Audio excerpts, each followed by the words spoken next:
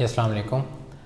Class 9th और pre 9th students, हमने last time जो था अपने एटम्स के स्ट्रक्चर को और उसकी प्रॉपर्टीज़ को हमने जो है वो पढ़ा था, पीरियोडिक टेबल की कि उसकी प्रॉपर्टीज़ जो हैं वो क्या क्या होती हैं। तो उसके बाद बेटा ज़रा आएँ आप अपना पेज नंबर, एक मिनट में पेज देख लूँ आपका क्या है। पेज नंबर बेटा आपका बनता है 50 के पे लिखा हुआ है शेप ऑफ पीरियोडिक टेबल। इसको आपने सिर्फ रीड करना है। शेप ऑफ पीरियोडिक टेबल को आपने क्या करना है, सिर्फ रीड करना है।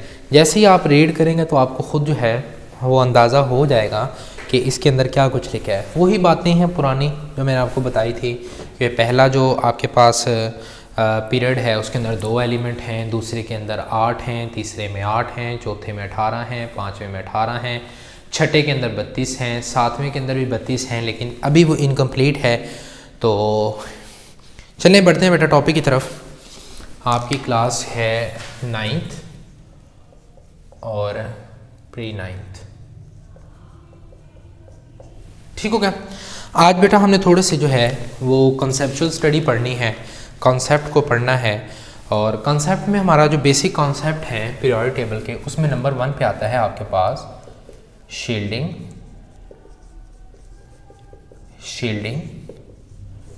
इफेक्ट। शील्डिंग इफेक्ट को पढ़ाने से पहले कुछ चीज़ों को रट्टा लगाना है आपने। कंसेप्ट में आपको दूंगा, लेकिन बच्चों को कंसेप्ट जो है वो समटाइम भूल जाता है, उसको आपने रट्टा ही लगाना होता है। तो क्रैमिंग आपने क्या करनी है, रट्टा आपने क्या लगाना है, रट्टा आपने क्या लगाना है बेटा, थोड़ा सा साइज़ को रट्टा लगाना है। ज़रा मैं पीरियोडिक टेबल यहाँ पे ड्रा करता हूँ, फिर आपको जो है ये बड़ी आसानी के साथ जो है वो सारी चीज़ें समझ आ जाएंगी। पीरियोडिक टेबल हमने यूँ पढ़ा था, कुछ इस तरह की शेप होती है। ये आपके पास आ गई शेप ऑफ पीरियोडिक टेबल। यहाँ पे जो होता है ना 1 2 3 4 5 6 7 तक, ये बताता है number of shell. Number of shell पहला पीरियड है आपके पास, यहाँ से लेके यहाँ तक नंबर ऑफ शेल एक ही पाए जाएंगे, जितने मर्जी एलिमेंट आ जाए। दूसरे में आपके पास लिथियम आता है, बेरिलियम आता है, बोरॉन आता है, कार्बन आता है। जितने भी आपके पास आएंगे उन सब के अंदर कितने पाए जाएंगे, शेल 2। इलेक्ट्रॉनिक कॉन्फ़िगरेशन चेक कर लो। आप किस किस की मुझे चेक करके देंगे बेटा, एक यहाँ पे मैं आपको दे देता हूँ जी, आप मुझे हीलियम की चेक करके दें, कार्बन की चेक करके दें, एल्यूमिनियम की चेक करके दें और क्लोरीन की। हीलियम की, कार्बन की, एल्यूमिनियम की और क्लोरीन की। अब मैं आपको ये नहीं बता रहा कि इनके एटॉमिक नंबर क्या हैं, क्योंकि मैंने आपको वो रट्टा लगवाए थे कि बेटा उनको रट्टा लगा ले। अब फॉर एग्जांपल ये 5वां पीरियड है, 5वें पीरियड में जितने एलिमेंट आएंगे बेटा, सब के आखिरी शेल क्या होगा, वो 5वां होगा। वो बेशक एस हो, वो पी हो, वो डी हो, वो एफ हो, या वट एवर द शेल जो मर्जी हो, लेकिन शेल का नंबर क्या होगा, 5वां होना चाहिए। 5वां नंबर, सिर्फ उसमें 5 शेल पाए जाएंगे, ठीक होगा। मैंने कहा कि इसमें एक शेल है, यानी कि ये शेल नीचे वाले में 2 है, तो इसका मतलब है शेल 2। उससे नीचे वाले में 3 है, उसका मतलब है कि शेल नंबर उसका 3 है, इसका मतलब उसमें शेल क्या आएंगे, 3 आएंगे। उसके बाद क्या है, 4 है, इसका मतलब है कि उसमें अंदर नंबर ऑफ शेल क्या होंगे, 4। अब एटम का साइज़ देखें, ऊपर से नीचे आते हुए एटम का साइज़ क्या हो रहा है, इंक्रीज़ हो रहा है। क्या हो रहा है, इंक्रीज। रट्टा लगाना है ऊपर से नीचे आते हुए, किसमें, ग्रुप में। शेल क्या इंक्रीज हो रहा है, साइज क्या हो रहा है, इंक्रीज हो रहा है, क्योंकि इंक्रीज क्या हो रहे हैं, number of shell. Number of shell भी क्या हो रहे हैं, इंक्रीज हो रहे हैं, साइज भी इंक्रीज हो रहा है। अगर शेल इंक्रीज हो रहे हैं तो जाहिर है इसके अंदर इलेक्ट्रॉन भी आहिस्ता आहिस्ता क्या हो रहे होंगे, इंक्रीज हो रहे होंगे ना। अब इसके 1 शेल के इलेक्ट्रॉन, फिर इसके 2 शेल के इलेक्ट्रॉन, इसमें 3 शेल के, इसके अंदर सिर्फ एक ही शेल का इलेक्ट्रॉन है। इसके अंदर 1 शेल है, उस शेल के इलेक्ट्रॉन है। इसके अंदर कितने शेल हैं, 1 शेल, 2 शेल हैं, तो अब शेल बढ़ गए तो जो के इलेक्ट्रॉन भी क्या बढ़ेंगे, इंक्रीज होंगे आहिस्ता आहिस्ता। लेकिन अगर लेफ़्ट टू राइट जाते हैं, left to right in period जाते हैं, तो आपका जो है वो शेल डिक्रीज होता है। कैसे, देखिए बेटा, आपके पास एक बैग है ना, पहले आप उसमें 4 किताबों की गुंजाइश है, आप उसमें 3 किताबें रखें, किताबें खुली डुली होंगी। आप 4 रखें तो वो थोड़ा टाइट हो जाएंगी, 5 रखें तो और टाइट हो जाएंगी, हर किताब एक दूसरे के करीब करीब आ जाएगी, लेकिन बैग से बाहर नहीं जाएगी, टाइट होती जा रही, पैकिंग टाइट होती जा रही उनकी। लेफ्ट टू राइट बेटा कोई शेल बढ़ रहा है नहीं, लेकिन इलेक्ट्रॉन बढ़ रहे हैं। फॉर एग्जांपल यहाँ पे आपके पास सोडियम है, उसका एटॉमिक नंबर 11 है, फिर आगे मैग्नीशियम है, एटॉमिक नंबर 12 है, फिर आगे एल्यूमिनियम है, एटॉमिक नंबर उसका 13 है, सिलिकॉन है, एटॉमिक नंबर 14 है, फास्फोरस है, एटॉमिक नंबर 15 है, सल्फर है, एटॉमिक नंबर 16 है, क्लोरीन है, एटॉमिक नंबर 17 है। उससे आगे आपके पास क्या आ जाएगा, आर्गन आ जाएगा, आर्गन का एटॉमिक नंबर 18 हो जाएगा। यानी कि शेल आपके 3 ही होंगे, लेकिन सारे इलेक्ट्रॉन उसी में पैक होंगे। जब इलेक्ट्रॉन पैक होंगे तो नंबर ऑफ न्यूक्लियस के अंदर चार्ज भी बढ़ रहा है, तो उसका साइज क्या होता है, इससे इसका कम हो जाएगा। आप लिखेंगे from left to right number of electron increases per unit, एक एक करके पर यूनिटी एक एक करके इंक्रीज हो रहे हैं, एंड आल्सो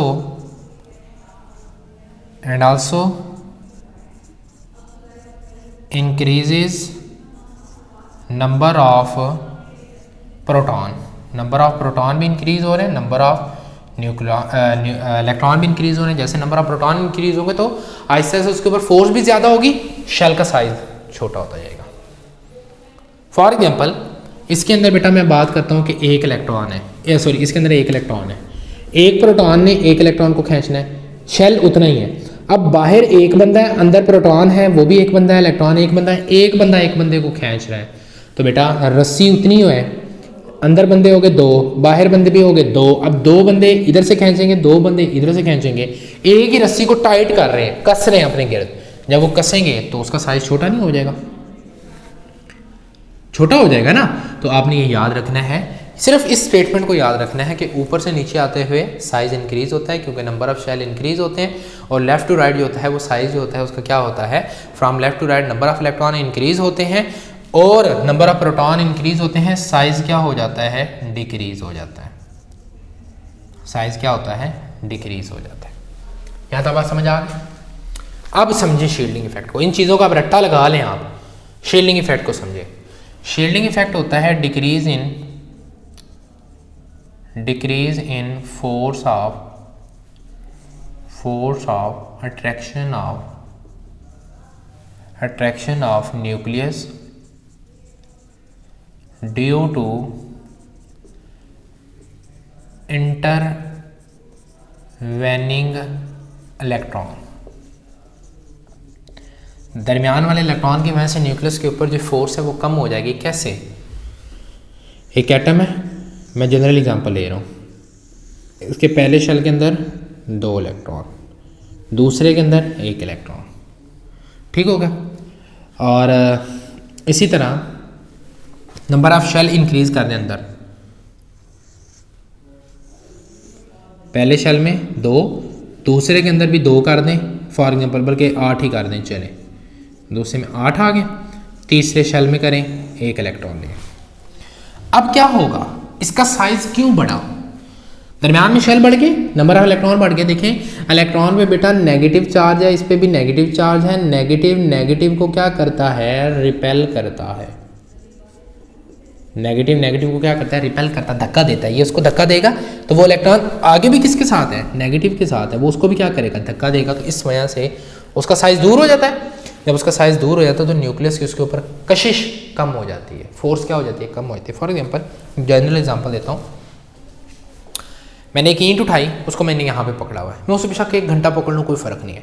अगर उसी ईंट को मैं क्या करता हूँ, यहाँ पर लेके जाता हूँ, यहाँ पर मेरे से वो बेशक 5 मिनट ना पकड़ी जाए ईंट, ऐसे हाथ कांपेगा और गिर जाए। क्यों? क्योंकि न्यूक्लियस पे के करीब जब था तो फोर्स ज़्यादा थी, न्यूक्लियस के जितना दूर हो गया फोर्स उसकी कम होगी। अब मेरी फोर्स ईंट पर कम हो जाएगी। इसी तरह बेटा इस न्यूक्लियस की आखिर वाले इलेक्ट्रॉन पे फोर्स कम हो जाएगी। वजह क्या बनी? क्योंकि दरमियान में इलेक्ट्रॉन थे, इलेक्ट्रॉन ने क्या की बेटा, रिपल्शन की। इलेक्ट्रॉन ने क्या की, रिपल्शन की। अब मैं ऐसे कह सकता हूँ जितने अंदर इलेक्ट्रॉन आते जाएंगे उतनी रिपल्शन ज़्यादा होती जाएगी, जितने अंदर इलेक्ट्रॉन आएंगे उतनी रिपल्शन ज़्यादा होती जाएगी।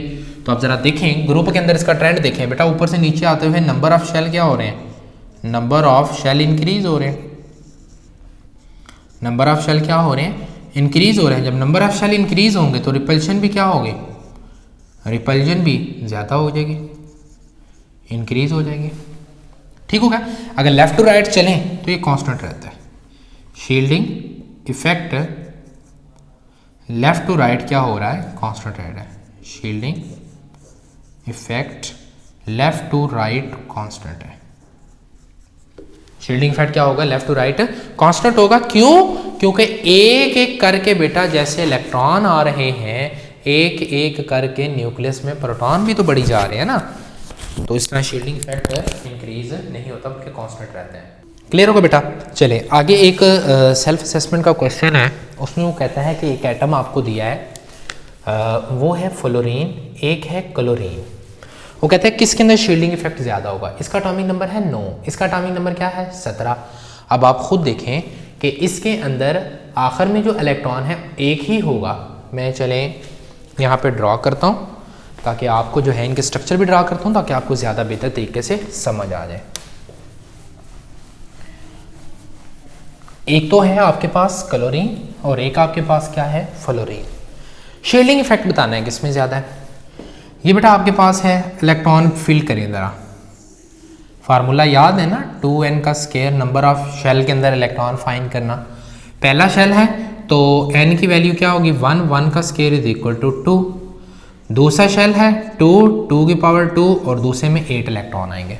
ठीक होगा। मैं पहले ज़रा फ्लोरीन का देखता हूँ। फ्लोरीन में 9 इलेक्ट्रॉन है, तो पहले में बेटा क्या आ गए 2 और दूसरे के अंदर कितने आ गए 7 इलेक्ट्रॉन है, 2, 4, 6 और 1 7। ठीक हो गया।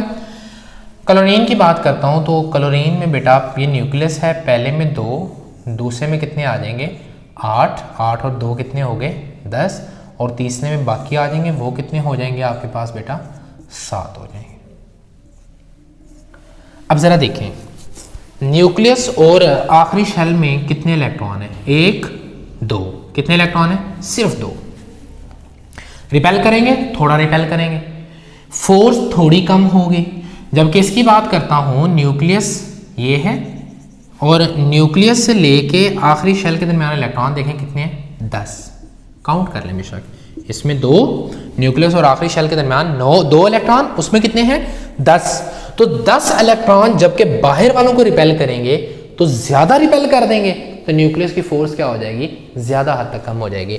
जबकि यहाँ पर 2 इलेक्ट्रॉन 8 को रिपेल करेंगे 7 को, तो वो थोड़ा रिपेल कर पाएंगे ना। अंदर 2 इलेक्ट्रॉन है, यहाँ पे 10 इलेक्ट्रॉन है, रिपल्शन ज़्यादा, रिपल्शन कम हो जाएगी। जब रिपल्शन बेटा ज़्यादा हो जाएगी आपकी तो आप क्या करेंगे, रिपल्शन ज़्यादा होगी। जब रिपल्शन ज़्यादा है तो ऑफकोर्स न्यूक्लियस की फोर्स भी क्या हो जाएगी ज़्यादा कम हो जाएगी। तो आप कहेंगे shielding effect of fluorine is less than shielding effect of chlorine. Fluorine का क्लोरीन से शील्डिंग इफेक्ट क्या होगा बेटा, ऑफ कोर्स कितना होगा ना उसका, फ्लोरीन का जो होगा वो कम हो जाएगा और क्लोरीन का जो होगा वो ज़्यादा हो जाएगा। मैं आपको 2 असाइनमेंट दे रहा हूँ, लिथियम और सोडियम की, एल्युमिनियम और बोरान की।